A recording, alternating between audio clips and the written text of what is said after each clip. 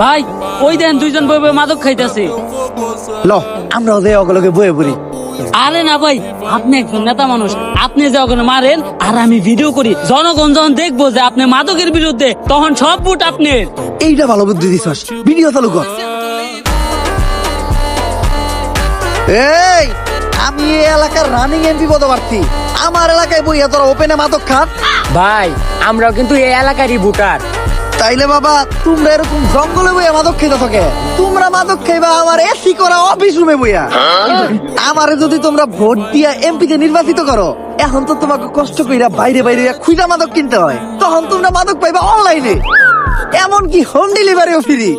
এখন মাদক খাইলে লোকে খারাপ বলে পুলিশে ধরে, আমি যখন এমপি হবো তখন যে মাদক খাইবো না তারে পুলিশে ধরবো।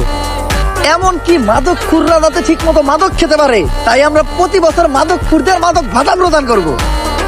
আমরা বিজয়ী হলে আমাদের স্লোগান থাকবে একটাই, মাদককে না বলুন, মাদক পেলেই খেয়ে ফেলুন।